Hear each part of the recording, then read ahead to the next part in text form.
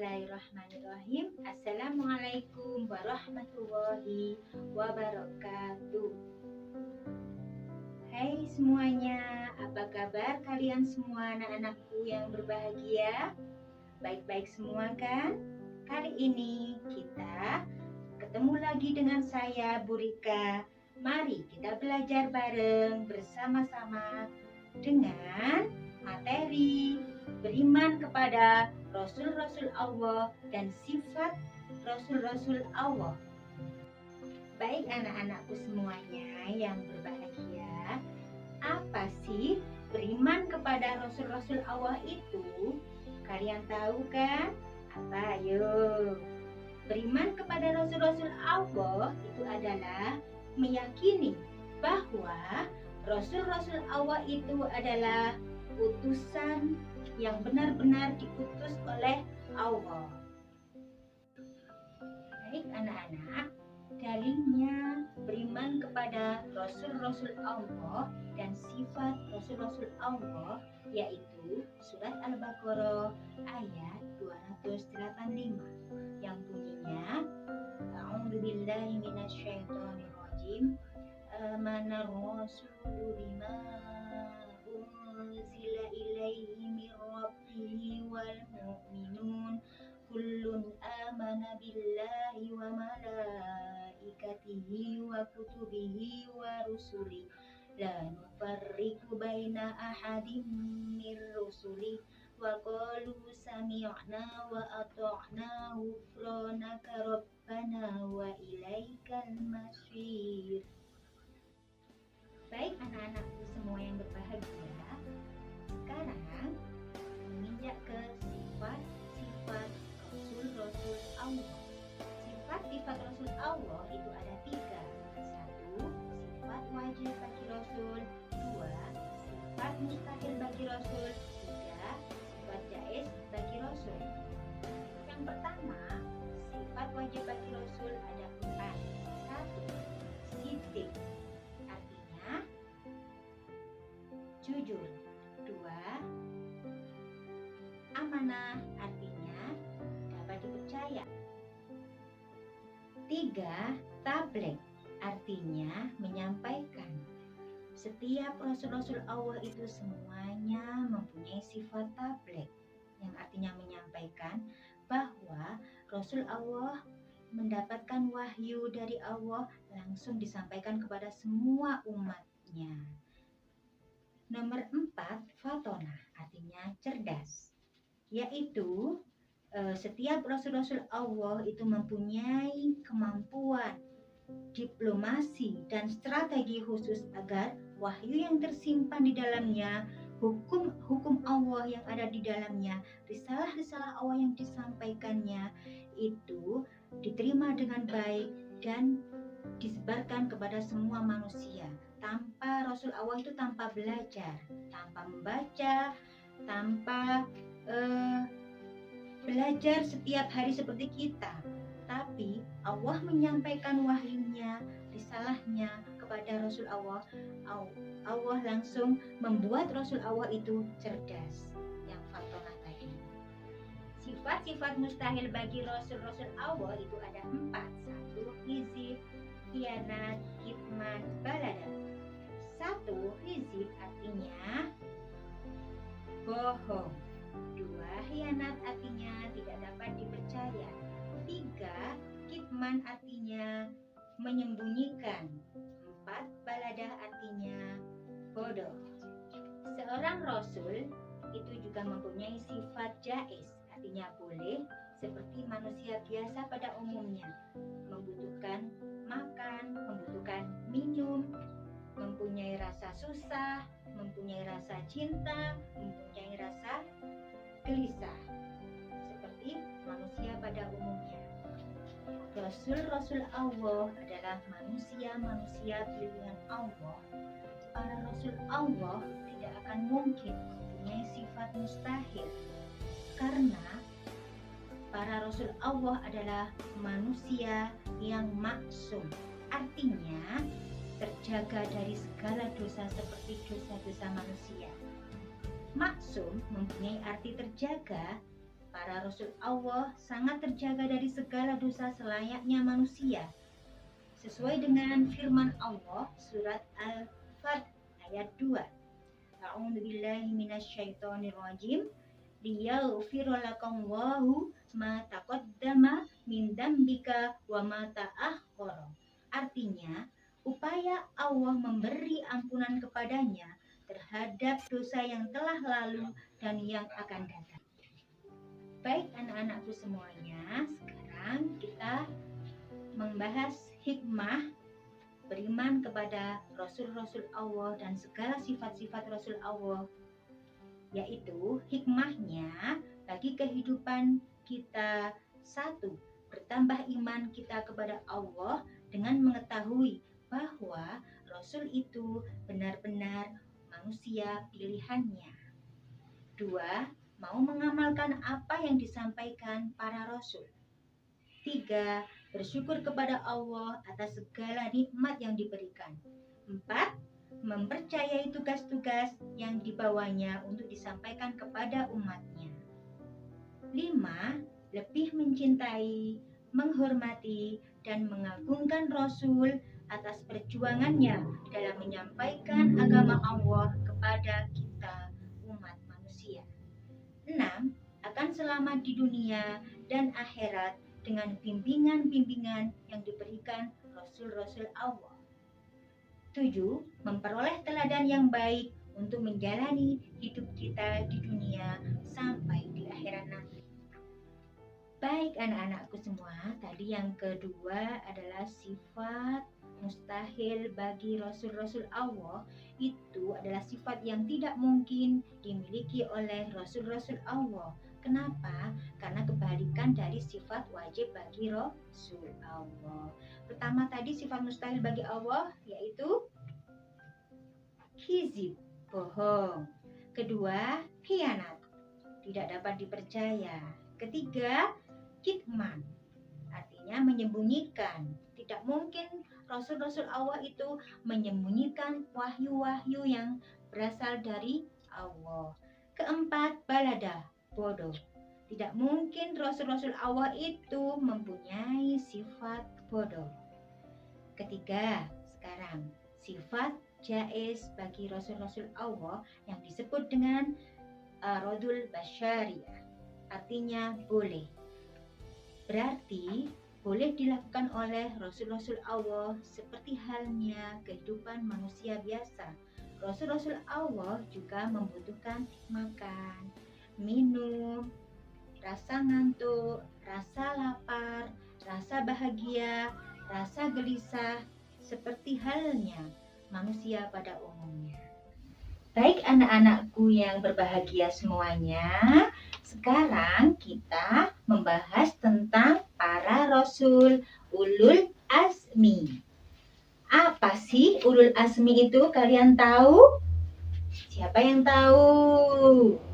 Ulul Azmi adalah orang-orang yang memiliki keteguhan hati dalam menghadapi cobaan yang diberikan Allah.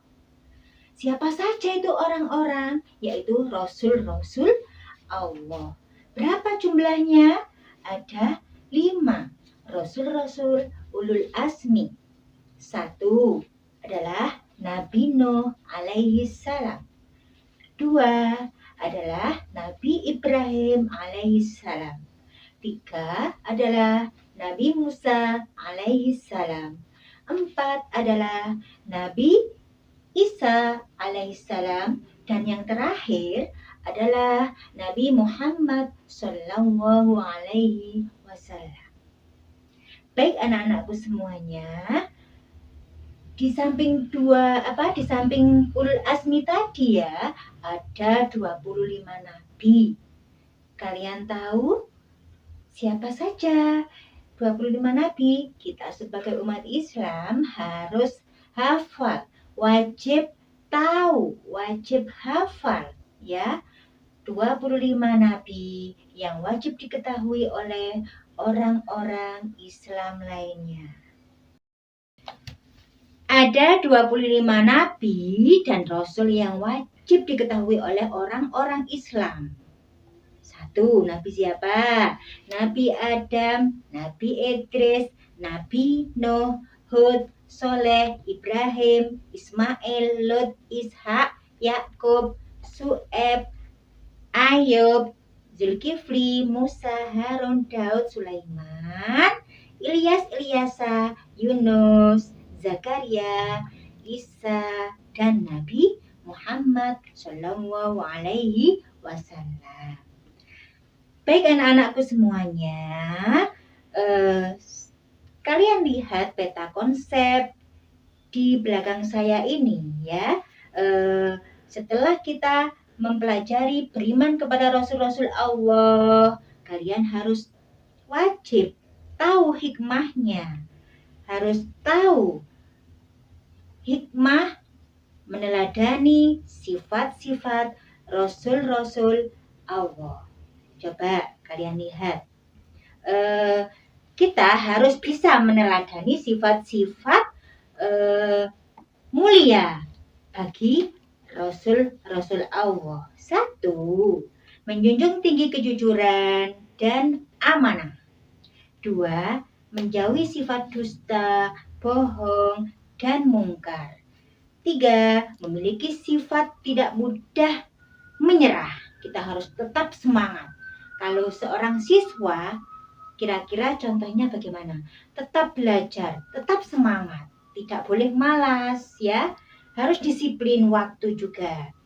Yang selanjutnya, sabar dan tabah. Kita harus tabah, sabar dalam menjalani semua kehidupan di dalam dunia ini. Ya anak-anak. Yang terakhir, kita harus bisa memiliki jiwa sebagai seorang pemimpin. Semua yang ada di dunia ini harus bisa menjadi pemimpin. Ya, paham kalian semuanya? Baik anak-anakku semuanya, coba renungkan. Jika di dunia ini tidak ada panutan, yaitu tidak ada Rasul, tidak ada Nabi yang diturunkan Allah, yang diciptakan Allah untuk kita manusia di dunia ini. Coba renungkan apa yang akan terjadi anak-anak. Kira-kira yang akan terjadi, pasti kita semua umat manusia bingung sendiri mencari semua kebenaran, dan membenarkan diri sendiri. Apa yang akan terjadi? Pasti di dunia ini ada banyak maksiat, banyak masalah yang kita hadapi. Pasti manusia akan mencari kebenaran sendiri. Akan rusak dan kembali ke zaman jahiliyah yang saling membodohkan, yang saling menyiksa diri sendiri. Nauzubillah min dzalik. Kita perlu bersyukur bahwa Allah sudah menciptakan panutan buat kita, yaitu nabi-nabi dan rasul-rasul yang berjumlah 25 tadi.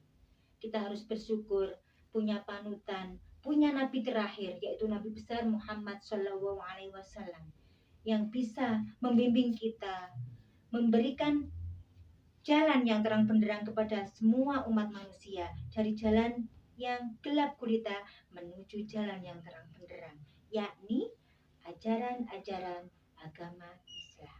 Baik anak-anakku semuanya, jadi para rasul-rasul Allah dan nabi-nabi Allah itu juga mempunyai mukjizat atau keluar biasaan yang dari Allah sendiri diturunkan kepada para rasul dan nabi-nabi. Apa itu mukjizat? Kalian tahu apa mukjizat? Yaitu kejadian luar biasa yang dianugerahkan Allah kepada para rasul-rasulnya untuk melemahkan dan mengalahkan semua lawannya, sebagai bukti atas kebenaran risalah-risalahnya. Mukjizat itu tidak dapat dipelajari dan ditandingi oleh siapapun dan datangnya secara tiba-tiba. Biasanya mukjizat diberikan pada waktu kondisi seorang rasul itu dalam keadaan sangat terjepit oleh musuh. Itulah pengertian dari mukjizat. Firman Allah surat An-Nisa ayat 174 yang bunyinya, A'udzubillahi minasyaitonirrajim, ya ayyuhan nasu qad ja'akum burhanum mir rabbikum wa anzalna ilaikum nurum mubina. Artinya, wahai manusia, sesungguhnya telah sampai kepadamu bukti kebenaran dari Tuhanmu, yaitu Muhammad dengan mukjizatnya. Dan telah kami turunkan kepadamu cahaya yang terang benderang, yaitu Al-Quran. Baik anak-anakku yang berbahagia semuanya, mukjizat yang diberikan Allah kepada rasul-rasulnya itu ada dua. Satu, mukjizat kauniyah. Dua, mukjizat akliyah. Satu, mukjizat kauniyah itu apa? Kalian tahu? Yaitu mukjizat yang terbatas. Mukjizat yang tampak, yang dapat ditangkap oleh semua panca indera. Contohnya, seperti tongkat Nabi Musa yang bisa membelah lautan. Itu mukjizat kauniyah. Yang kedua adalah mukjizat akliyah. Apa itu mukjizat akliyah? Kalian tahu, yaitu mukjizat yang tidak terbatas. Yaitu apa pengertiannya? Mukjizat yang hanya dapat dipahami oleh akal pikiran. Seperti apa? Al-Quran. Keistimewaan Al-Quran adalah mukjizat ini akan terus berlaku sepanjang masa sampai hari kiamat tiba. Baik anak-anakku semuanya, selain mukjizat, Allah juga menurunkan keluar biasaan, yaitu kejadian yang luar biasa kepada para rasul dan nabi-nabinya. Apa itu kejadian luar biasa? Ada 3 yang harus kita ketahui. 1, karomah. 2, maunah. 3, irhas. Karomah, coba amati pengertiannya. Karomah adalah kejadian luar biasa yang dianugerahkan Allah kepada hambanya yang bertakwa, kepada hambanya yang soleh, yaitu wali Allah. Wali Allah itu bukan para rasul, bukan para nabi, tetapi pilihan, manusia pilihan Allah, manusia biasa. Tapi karena ketaatannya, mereka memperoleh gelar wali Allah. Sesuai dengan dalil nakli surat Yunus ayat 62 yang bunyinya, A'udzubillahi minasyaitonirrajim. Ala inna awliya Allahi la khaufun alaihim walahum yahzanun. Artinya, ingatlah wali-wali Allah itu tidak ada rasa takut pada mereka dan mereka tidak bersedih hati. Dari dalil tadi kita bisa ambil, oleh karena itu wali-wali Allah taatnya kepada Allah sehingga wali itu sangat dekat sekali dengan Allah, dan Allah pun mengabulkan semua doanya, dan Allah pun memberi karomah kepadanya. Itu ya. Yang kedua adalah maunah. Artinya kemampuan luar biasa yang diberikan Allah kepada seorang mukmin untuk mengatasi semua kesulitan-kesulitan dan cobaan-cobaan yang susah. Apa kira-kira contohnya? Misalnya, seorang nenek itu terkurung di dalam rumah dan rumah itu terbakar, anak-anak. Nenek itu tersebut membobol tembok yang kokoh, tapi tidak bisa. Tidak ada yang menolongnya. Tiba-tiba terselamatkan dari bahaya itu. Siapa yang menyelamatkan? Yaitu Allah. Disebut apa tadi? Penyelamatan dari Allah itu yaitu disebut ma'unah. Karena secara akal sehat tidak mungkin seorang nenek dapat membobol tembok yang kokoh tadi. Tapi kenyataannya nenek tersebut bisa selamat. Itulah yang disebut dengan ma'unah. Ketiga yaitu irhas. Apa itu irhas pengertiannya? Yaitu kejadian luar biasa yang diberikan Allah kepada calon rasul, calon nabi yang diangkat menjadi rasul. Contohnya ketika Nabi Isa masih kecil. Sebelum Nabi Isa diangkat menjadi nabi, tapi Nabi Isa itu selama masih bayi itu bisa ngomong sendiri. Seperti manusia yang sudah berbicara, seperti manusia yang sudah mengerti berbicara. masih bayi Nabi Isa sudah bisa ngomong sendiri. Itu namanya irhas, kejadian yang luar biasa yang diberikan kepada calon nabi. Itu ya anak-anak ya, kalian paham semuanya kan? Harus paham apa tadi? Karomah, maunah, dan irhas. Baik anak-anakku semuanya, sekarang kita membahas tentang mukjizat dan kejadian luar biasa, hikmahnya, hikmah, mukjizat, dan kejadian luar biasa lainnya. 1. Bisa melemahkan dan mengalahkan alasan, usaha, tipu daya orang-orang yang menentang dakwah Rasul-Rasul Allah.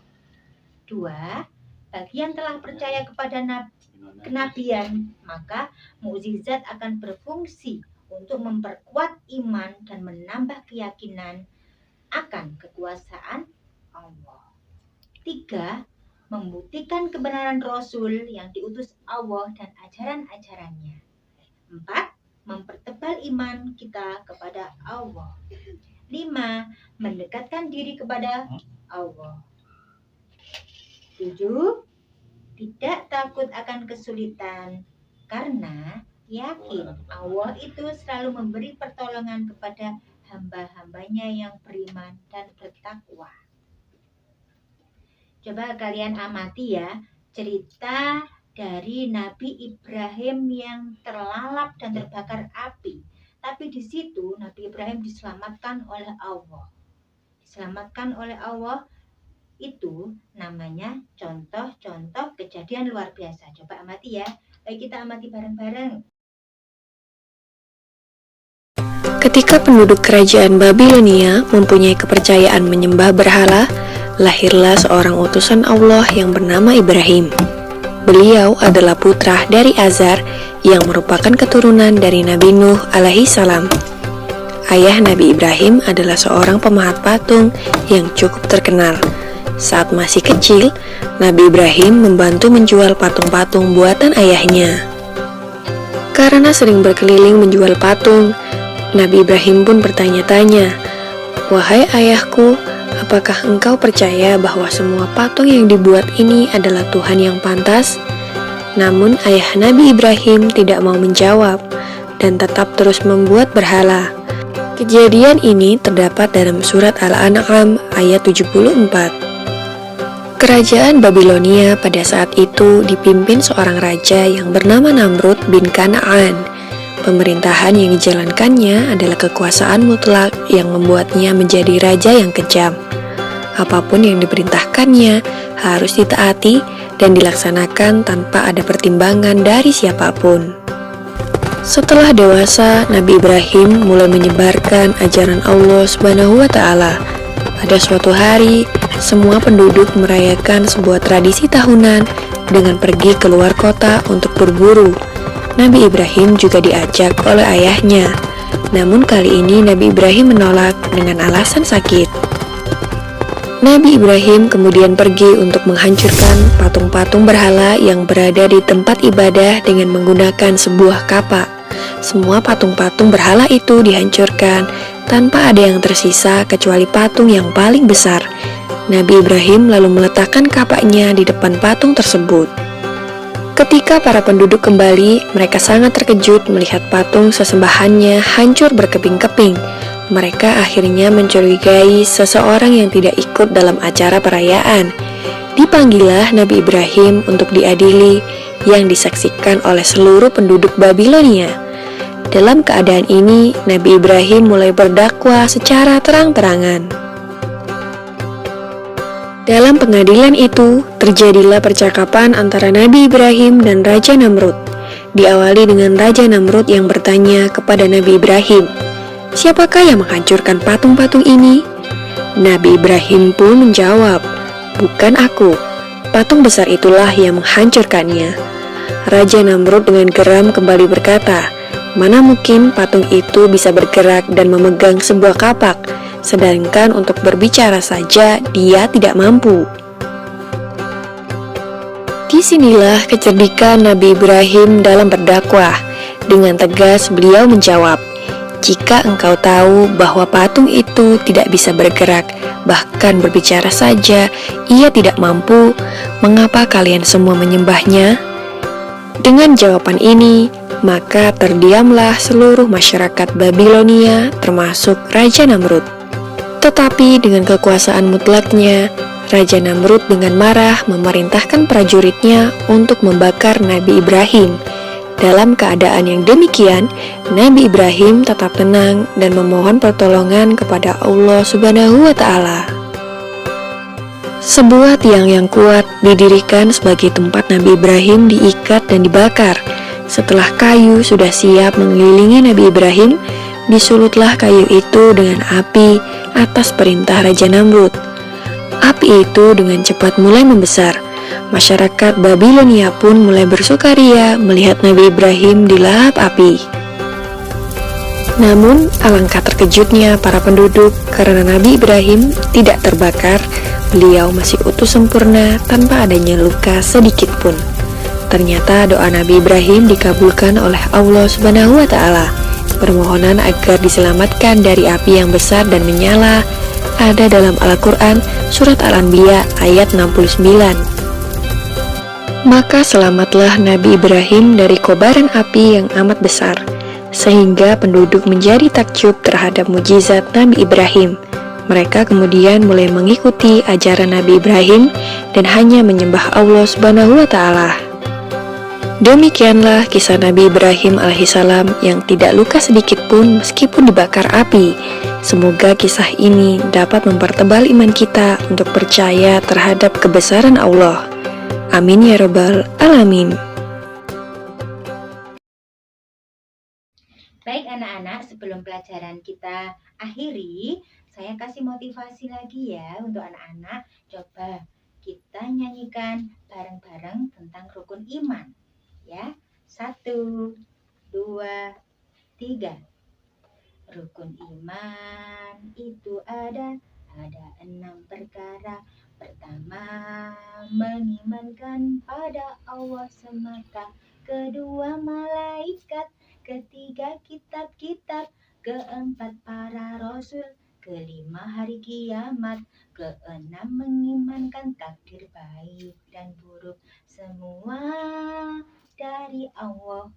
Semua dari Allah. Baik anak-anakku semuanya, semoga pelajaran-pelajaran yang Bu Rika sampaikan tadi membawa manfaat bagi kalian semua, menjadikan ilmu yang bermanfaat di dunia dan akhirat. Saya akhiri, wassalamualaikum warahmatullahi wabarakatuh.